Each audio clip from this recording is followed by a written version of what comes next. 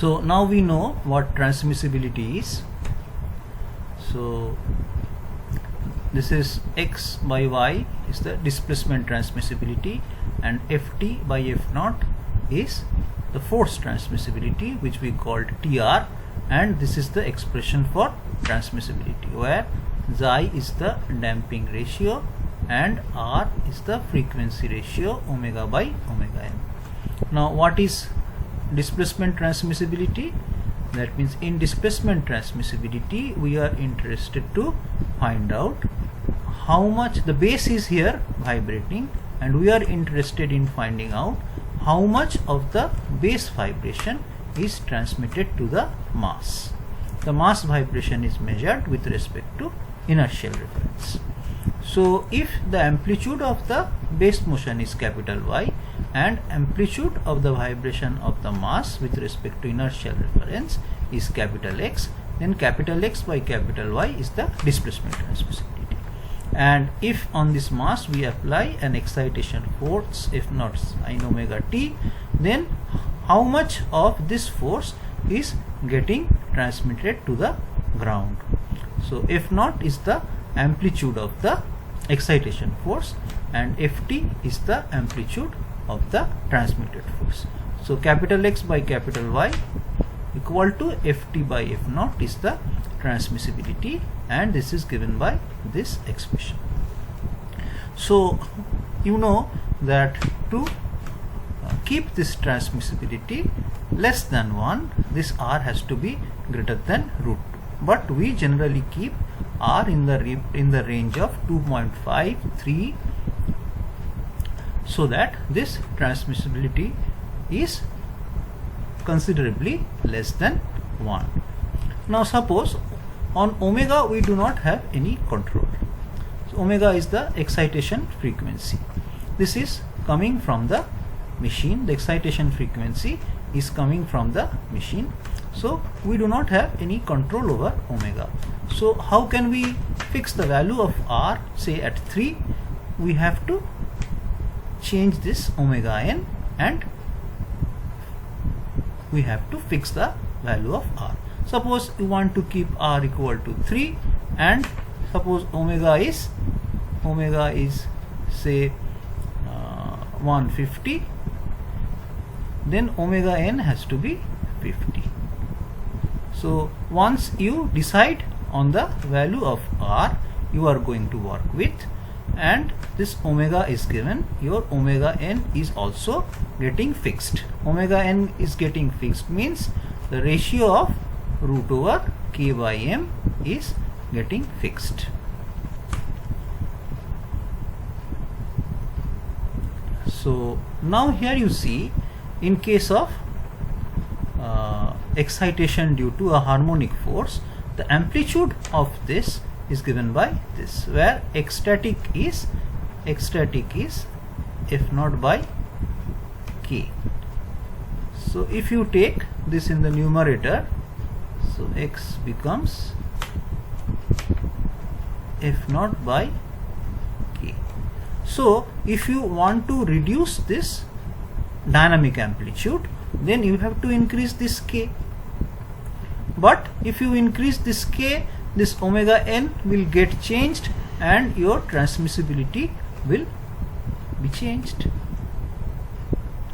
So if you change k, then you have to appropriately change m, so that this ratio becomes same, ratio remains same, and omega n remains same, and transmissibility remains same. Okay, so if you increase k to reduce this dynamic amplitude, you also have to increase m appropriately. And in case of unbalanced excitation, you see here x is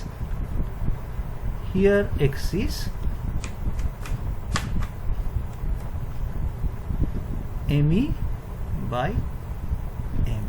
So if you now here, if you are interested in reducing this capital X, then you have to increase this m. M is the mass of this, and small m, E is the unbalance.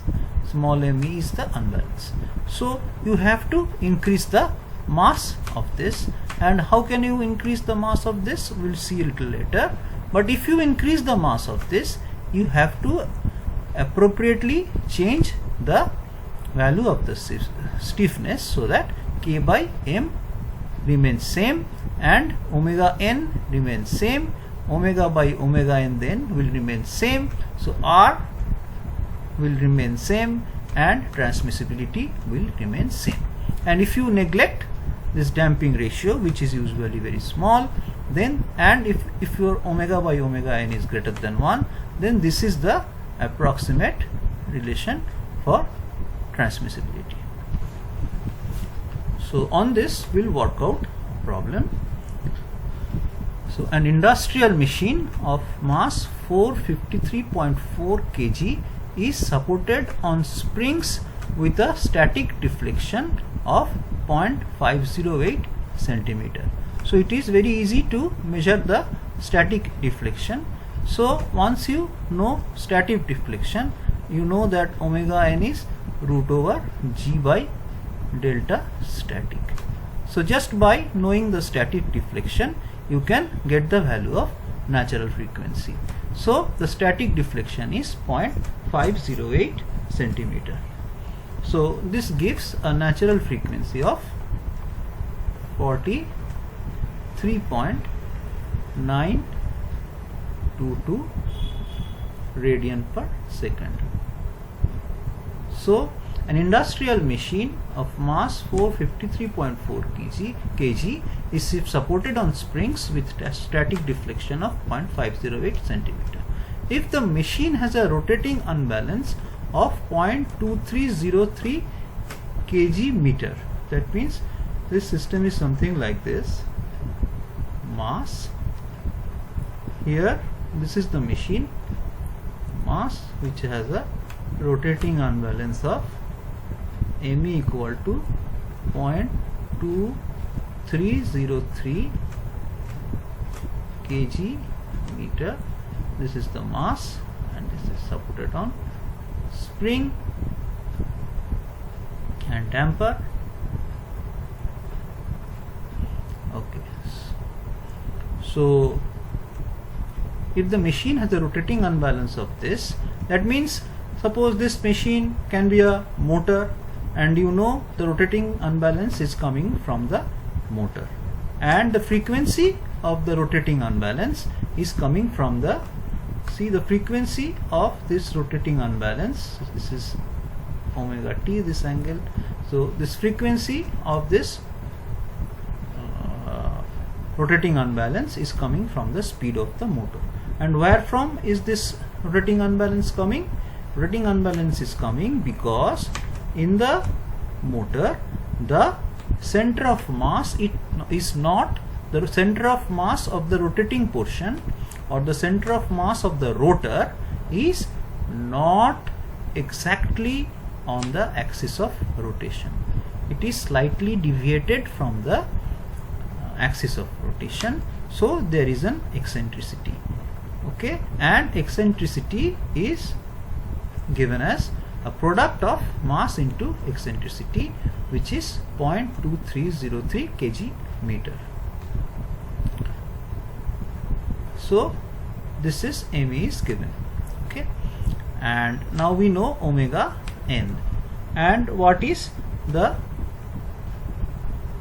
and here determine A, the force transmitted to the floor at 1200 rpm. That means the machine is rotating at 1200 rpm. That means the excitation frequency is 1200 rpm, or 1200 twice pi by 60 to 40 pi radian per second, which is around 125.66 radian per second. So omega by omega n is equal to 43.922 divided by,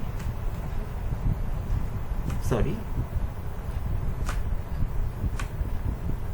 0.508 this is 125.66 divided by 43.922, which is approximately 2.8.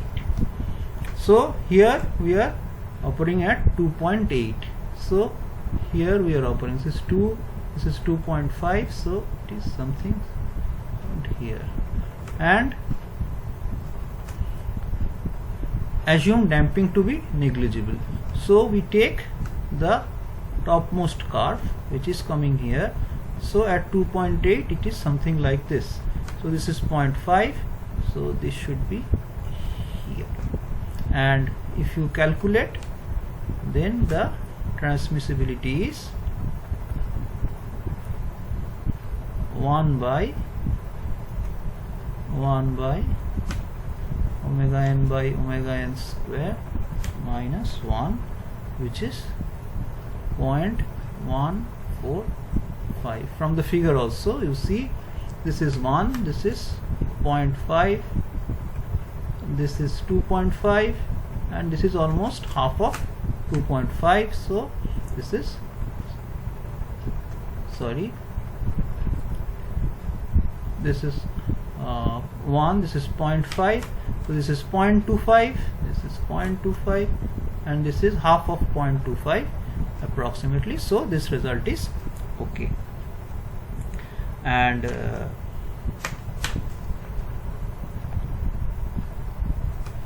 so this is the transmissibility. And now the force transmitted. And what is the force transmitted? So what is the force generated? The force generated is me omega square, because this is rotating me, and once this rotates, this is omega t. So the force, the centrifugal force is m omega square e, and the force in this direction is m omega square e sine omega t. So the amplitude of force is m omega square e.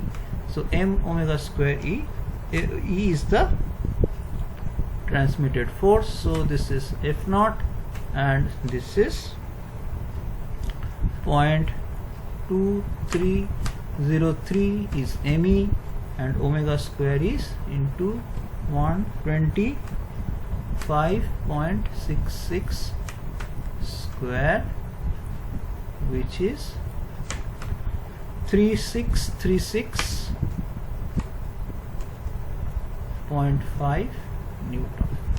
And the transmitted Ft by F naught is 0.145. So Ft is 0.145 into 3636.5, which is approximately 527.33 Newton. So this is the transmitted force. So the first part is solved.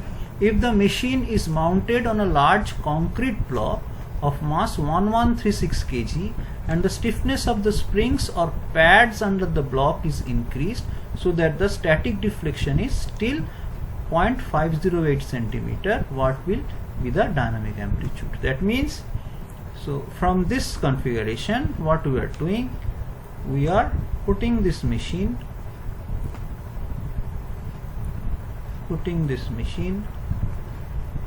the same machine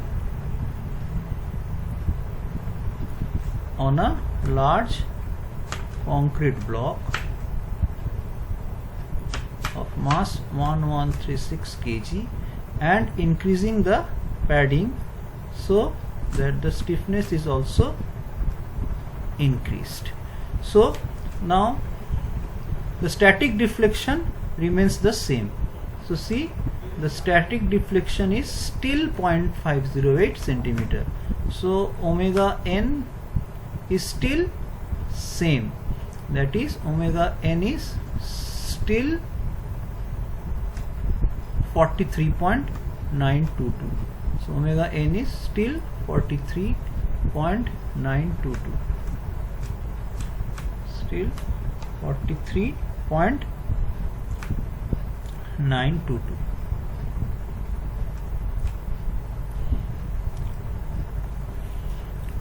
And that means the transmissibility remains the same. So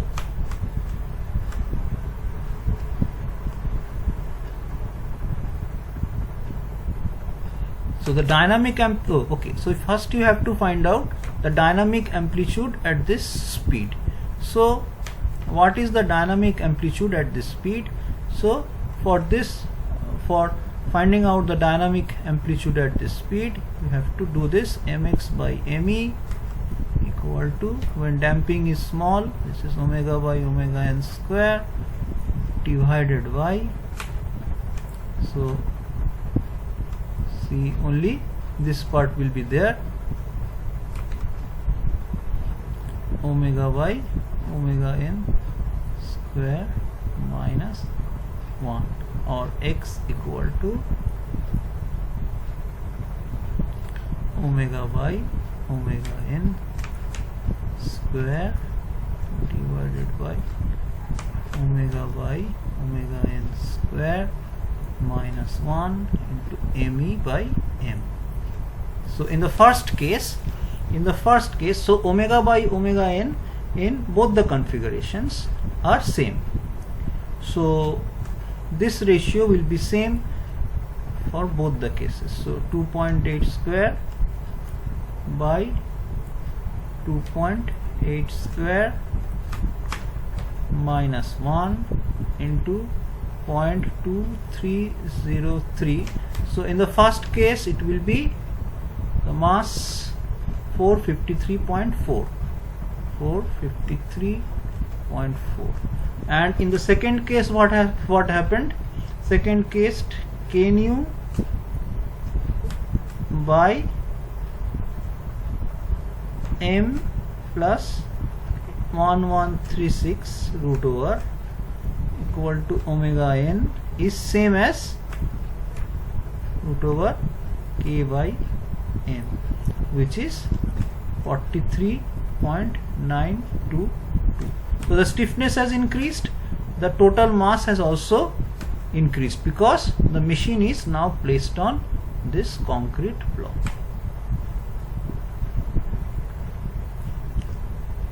So if this is so in the second case, that means x nu, so this turns around to be 0.58 millimeter. Now in the second case, x nu is, this is same 2.8 square divided by 2.8 square minus 1, so into 0.2303. Now from here the difference comes. So here it is 453.4 plus 1136. So from here the difference comes. From here the difference comes. So now x nu is, if you calculate, then it will come to be 0.16 millimeter. So see, now this is actually the main point of observation, that is, if you put the machine on a concrete block, keeping the natural frequency same. How can you keep the natural frequency same? You can use a stiffer padding than before. Then if your natural frequency is same, then your omega by omega n is same, your transmissibility is same, but since your mass has increased, your dynamic amplitude has increased. So you compare these two dynamic amplitudes. So thank you.